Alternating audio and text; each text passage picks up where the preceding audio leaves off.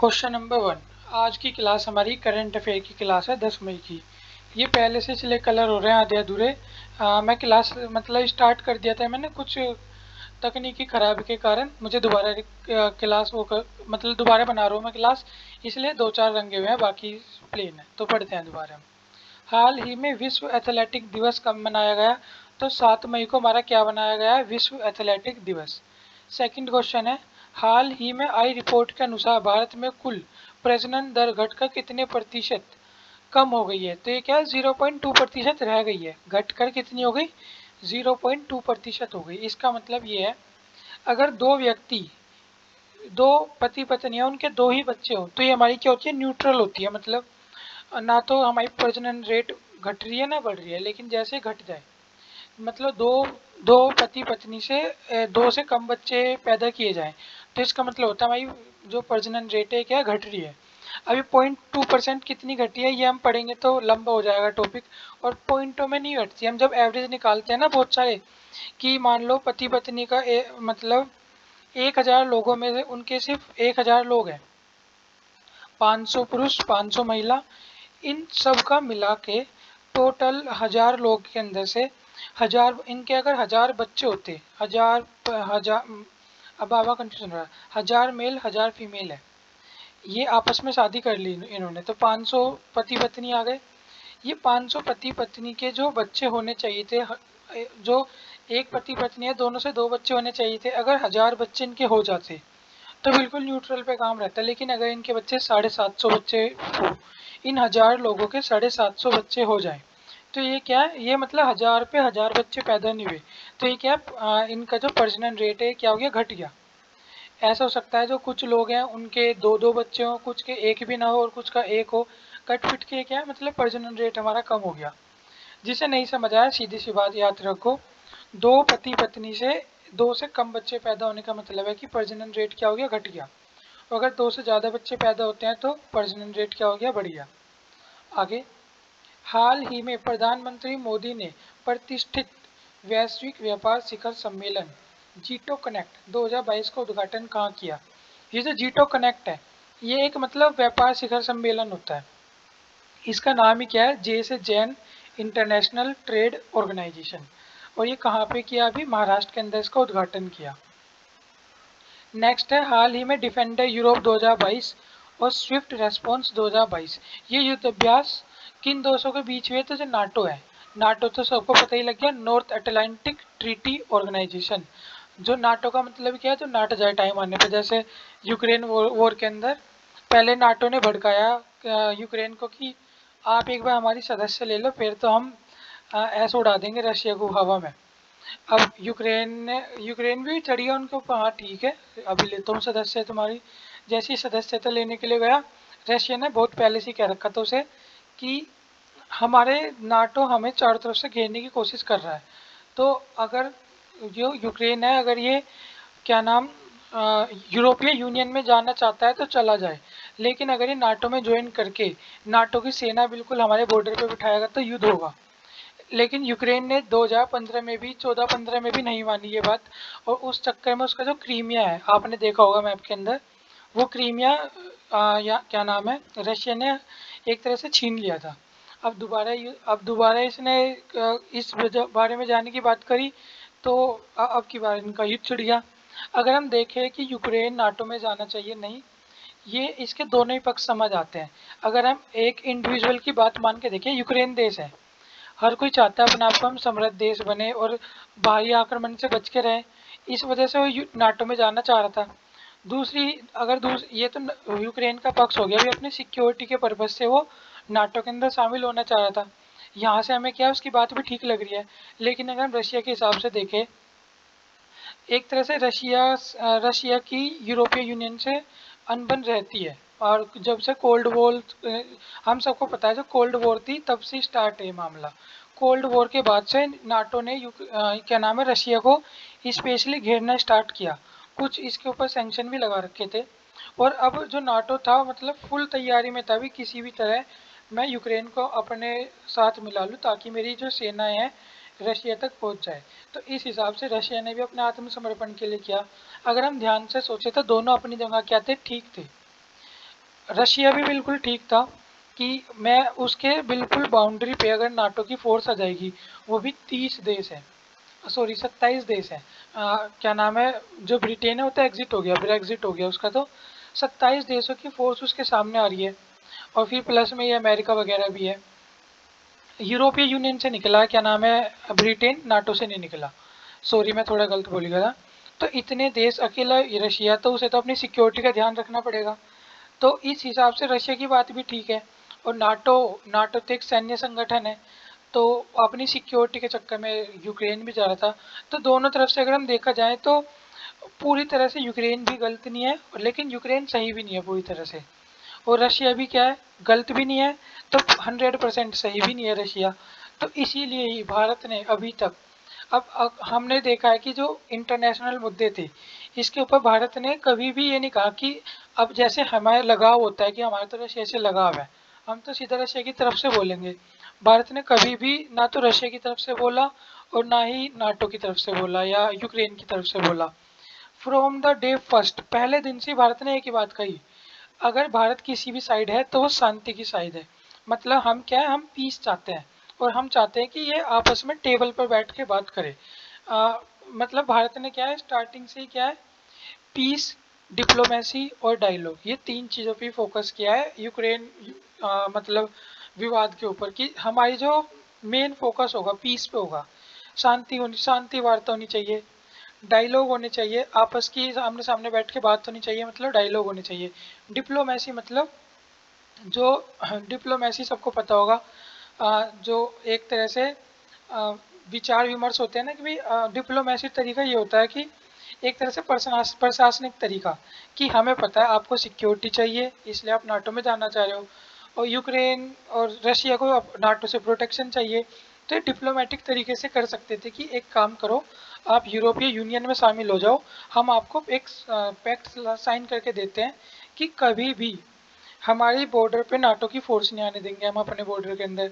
इधर से रशिया भी कह सकता था कि हम भी कभी भी आप यहाँ सीज फायर भी नहीं करेंगे, हम लिख के देते हैं, हम अपने यहाँ का मतलब जो भी है, मतलब आपस में हम तो डिप्लोमेट्स नहीं है, हम तो बेचारे पढ़ने वाले हैं, थोड़ा कम अकलमान इंसान बोल सकते हैं अपने आप को, तो हमें तो नहीं पता क्या डिप्लोमेसी और क्या पीस वगैरह।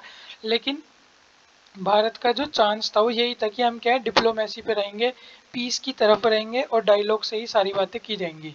तो इस हिसाब से अगर ये भारत की बात मानते तो ये युद्ध कभी होता ही नहीं। भारत है, क्या नाम है, आज तक चाहते तो, अब हमें पता है पाकिस्तान की इकोनॉमी कुछ नहीं है भारत के आगे, हम चाहते थे 2 मिनट में ठाके अपना, क्या नाम है, पीओके ले सकते हैं, लेकिन आज तक भी हम क्या है, जब से ये मामला यूनाइटेड नेशन में गया, हम आज तक भी हमेशा किसकी बात करते हैं, पीस की, डिप्लोमेसी की, डायलॉग की। हम भी तो ऐसे सीधा आक्रमण करके ले सकते थे, और कोई मना भी करने वाला नहीं था, जैसे यूक्रेन रशिया की युद्ध हो रहा है, हम भी कूद पड़े कि भाई हमारे भी तो ये, क्या नाम है, पीओके का मसला टेक ही रहा है, इसके साथ साथ हम भी अपना निपटा लेते। लेकिन भारत ने क्या एक क्या नाम है, स्वतंत्र फॉरेन पॉलिसी रखी हुई है अपनी। मैं कुछ ज़्यादा ही बोल गया तो कोई बात नहीं। अपने पेपर के बाद एक अगर, मतलब अगर मन सा हुआ तो एक एक वीडियो इसके ऊपर बनाएंगे कि भारत की फॉरेन पॉलिसी क्या है, मतलब जितना मुझे नॉलेज है। अब मुझे भी इतना कुछ खास नहीं पता, लेकिन जितना मुझे थोड़ा बहुत पता होगा तो मैं कोशिश करूंगा कि मैं एक बार बता के देखूं आपको भी। अगले पे चलते हैं। हाल ही में 24वें मूक बधिर ओलंपिक में धनुष श्रीकांत ने कौन सा पदक जीता? अभी क्या है, 24वां मूक बधिर ओलंपिक हुआ कहाँ पे, हमारा ब्राजील के अंदर हुआ था। इसके अंदर भारत के एक जो शूटर थे, जो वो शूटिंग करते हैं, वो मूक बधिर इसका इसका मतलब है ब्लाइंड है, इन्होंने क्या गोल्ड मेडल जीता है। तो ये कौन है, हमारे धनुष श्रीकांत। देख लेते हैं इनके बारे में। धनुष श्रीकांत, इनका जो जन्म है 21 जुलाई 2002 को हुआ। एक ये इंडियन डीप स्पोर्ट शूटर्स हैं, इंडिया की तरफ से खेलते हैं। ये क्या है, इंडिया की तरफ से खेलते हैं, अभी ब्राज़ील के अंदर हुआ था। भारत के 65 प्रतिभागी गए थे, 11 अलग अलग स्पोर्ट्स खेलते थे, उसके अंदर से इन्होंने गोल्ड मेडल जीता है। और he is currently coach by formal Indian sport shooter कौन, गगन नारंग। जो गगन नारंग है वो इनके क्या है, एक तरह से एक कोच का काम कर रहे हैं इनके लिए। Gagan Narang is the Indian sport shooter supported by the Olympic Gold Quest. He won bronze medal in men's 10-meter air rifle event in 2012 Summer Olympic in London with a final score. ये है, ठीक है जो भी है। तो ये क्या एक तरह से इनके कोच है। ये क्या है मतलब इंडिया की तरफ से खेलते हैं मैन शूटिंग के अंदर ये हैं। ठीक है, यही हमें जानना था इनके बारे में। गोल्ड मेडल जीता है ब्राजील के अंदर। किसके अंदर जीता है इन्होंने, जो डीप ओलंपिक होती है उसके अंदर, मूक बधिर ओलंपिक के अंदर। अगला है, हाल ही में कौन वाउट अभी हाल ही में व्हाइट हाउस की पहली अश्वेत मतलब अश्वेत मतलब श्वेत नहीं है, मतलब ब्लैक लेडी, अश्वेत प्रेस सचिव बनी है। अश्वेत का वैसे मतलब होता है एक तो जो अमेरिका के लोग हैं ना, हमें पता है उनका जो कलर है वो क्या थोड़ा फाइन होता है, मतलब थोड़ा गोरा सा कलर होता है। और जैसे बराक ओबामा थे वो क्या थे, अश्वेत थे। इसी तरह जैसे बराक ओबामा थे अश्वेत व्यक्ति थे ना, ऐसे ही अश्वेत पहली महिला कौन बनी है हमारी, कैरिन जीन पियरे। ये बनी है क्या, व्हाइट हाउस की सचिव। मेरे ख्याल से आप समझ गए होंगे अश्वेत का मतलब। हाल ही में किस देश के विदेश मंत्री लुइगी दिमागो, लुइगी मतलब इनका दिमाग लुइगी है ही नहीं, अपनी पहली भारत यात्रा पर आए। अभी हाल ही में किस देश के क्या है विदेश मंत्री लुइगी दिमागो भारत की क्या यात्रा पर आए, तो ये कौन है, इटली। इटली देश के बारे में भी कुछ पता होना चाहिए। ये देश भी बड़ा मतलब बेहतरीन देश है। अभी बताते हैं इसकी बेहतरीन कारनामे। ये क्या है हमारा इटली, पहले इसकी लोकेशन देखते हैं। ये हमारा भारत दिख रहा है, ये यूरोप दिख रहा है। इस यूरोप के अंदर जो है जूते जैसी शक्ल का है ना, अब मैं अपनी मर्जी से नहीं बोल रहा हूँ, शूज इसकी जो शेप है वो कैसी बताई जाती है, शूज शेप। शूज मतलब जूते, ये या सैंडल, सैंडल जैसी शक्ल का जो है देश दिख रहा है कलरफुल, यही क्या हमारा इटली है। तो ये क्या हमारा इटली है, वही क्या नाम है, साउथ यूरोप के अंदर प्रेजेंट है। यूरो इसकी कैपिटल क्या है, रोम है। और मतलब हाँ ठीक ठाक देश है भाई, यूरोप का देश है तो अमीर पैसे वाला देश होगा, डेमोक्रेटिक देश है। अगर हम इसे यूरोप के मैप पे देखें, शोल कर देते हैं, ये मैप था। अगर हम इस हिस्से को जूम करें जहाँ मेरा फिंगर है, तो ये रहे शूज जैसी शक्ल का देश। तो यही क्या हमारा इटली देश है।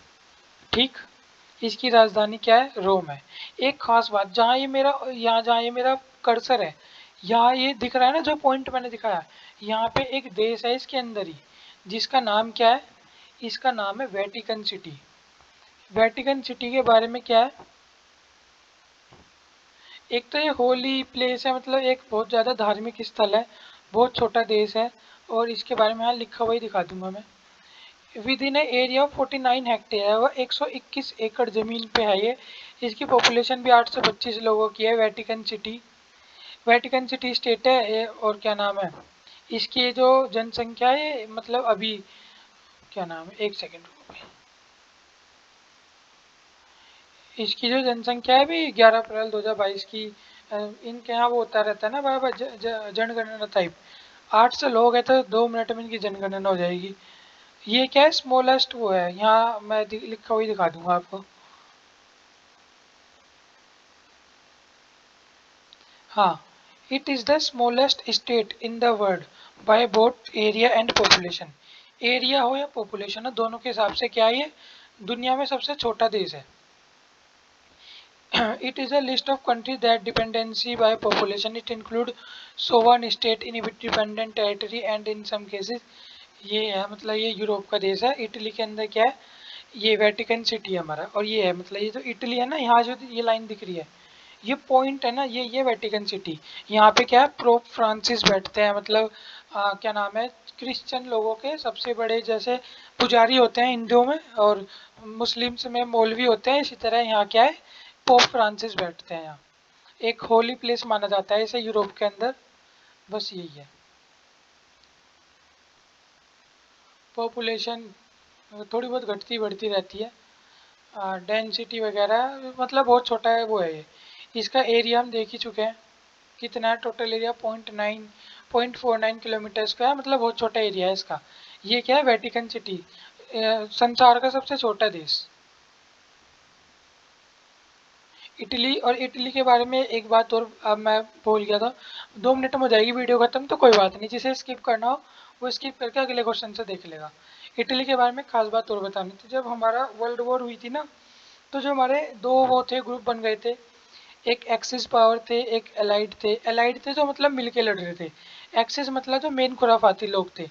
इनके अंदर ही कौन था हमारा? जापान था, जर्मनी था और इटली था।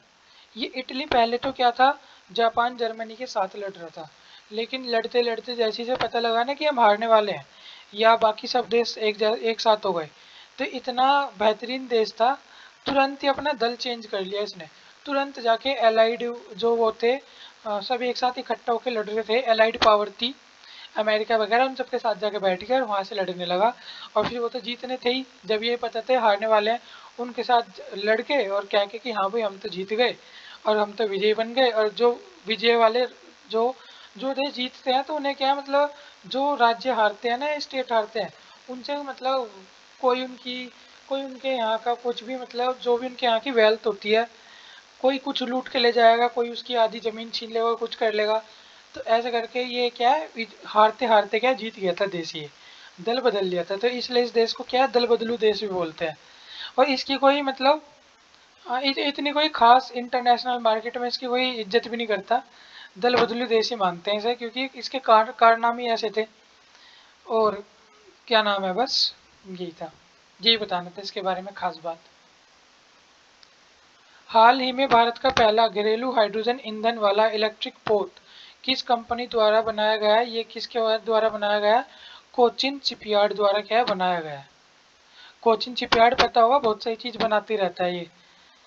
हाल ही में किसे विश्व खाद्य पुरस्कार 2022 से सम्मानित किया गया है? तो ये कौन है हमारे, यहाँ अलग कलर करना पड़ेगा, ये कौन है हमारे? सिंधिया, ये रोसेंज वेग, इन्हें क्या खाद्य पुरस्कार से सम्मानित किया गया है। इनसे पहले शकुंतला देवी को भी किया था, अब लेकिन वो पुरानी हो गई, अब नए कौन है, सिंधिया आ गई। इनसे पहले कौन थी? शकुंतला देवी। मैंने ऐसे याद कर रखा था, शकुंतला खाद्य का खाने का नाम है, और नाम में क्या था, तला था, शकुंतला तल के खाने वाला, तो ऐसे याद कर रखा था मैंने शकुंतला। लेकिन अभी नया नाम है सिंधिया। मतलब जैसे खाद्य पुरस्कार है, खाने से रिलेटेड है।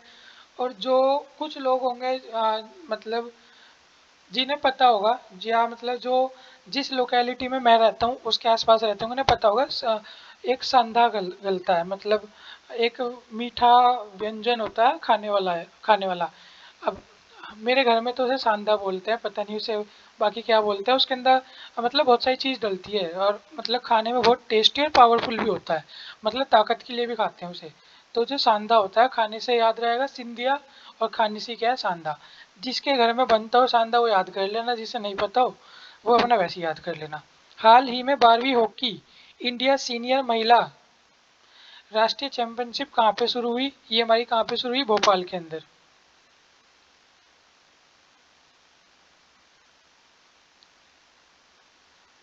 हाल ही में फाइजर ने किस आईआईटी में वैश्विक दवा विकास केंद्र का उद्घाटन किया?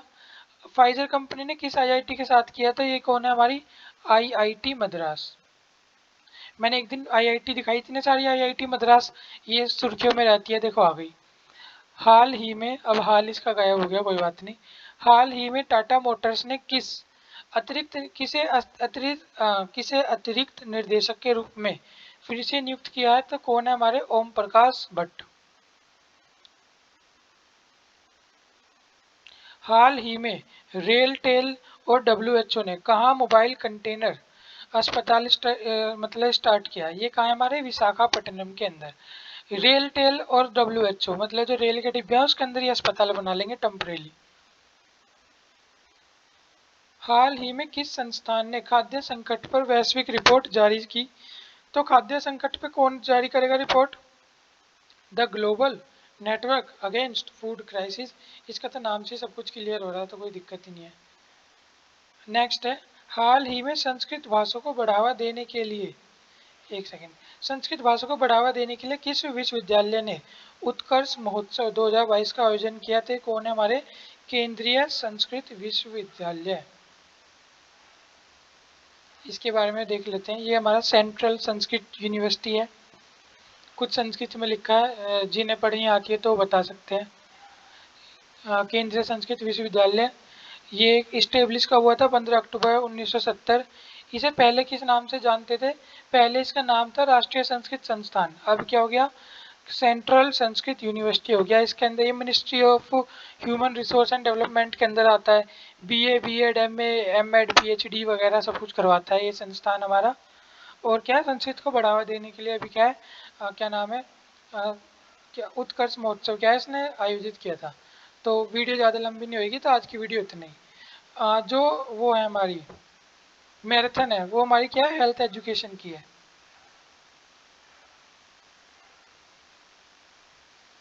एक भाई ने कहा था कि सर जो हमारी वीडियो है ना, जो डिटेल वीडियो बना रखी है, आप उन्हें मर्ज करके भी देख लो, अगर कर पाओ तो उन्हें मर्ज करके दे दो, तो वो भी हमारे इसकी काम करेगी मैराथन में।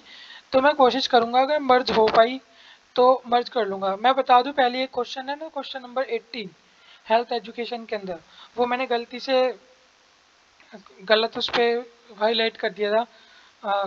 क्वेश्चन नंबर 18 है कि वो था मतलब अब मैं ध्यान से उतर गया, जो प्लांट है किस फॉर्म में अपना जो फूड है स्टोर करते हैं। तो बहुत सिंपल आंसर है, स्टार्च की फॉर्म में करते हैं। पता नहीं मेरे ध्यान में क्या था, मैंने ह्यूमन का सोच के उसके अंदर ग्लूकोज या कुछ ऐसी सेलुलोज ग्लूकोज लगवा दिया, उसका स्टार्च है। तो क्वेश्चन नंबर 18 उसका ठीक करना है बस। तो मैं उसे क्या है अपलोड कर दूंगा। तो आज की वीडियो में इतना ही। कोई भी सजेशन हो तो आप मुझे दे सकते हैं। और हेल्थ एजुकेशन के साथ साथ जो एक और मैराथन आएगी, मैं कोशिश करूंगा इसे इसी के बाद अपलोड कर दूं, या नहीं तो अगले दिन पक्का सुबह सुबह कोई क्या भी मिल जाएगी। सुबह का मतलब है कि वही शाम तक ही। ये क्या है, हेल्थ एजुकेशन के बाद अगली मैराथन कौन सी मिलेगी? कोगनोसी मैराथन मिलेगी।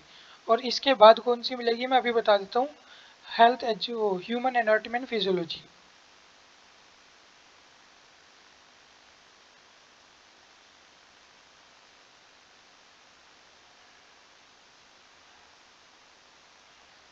कुछ मैं फिर ऐसे भी करवाऊंगा, क्योंकि जैसे कोगनोसियस के अंदर कुछ क्वेश्चन और भी हमें करने हैं, तो ये हम फिर ऐसे भी करेंगे।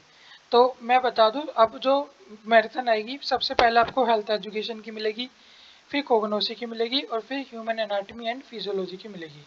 तो आज की वीडियो में इतना ही। Thank you so much.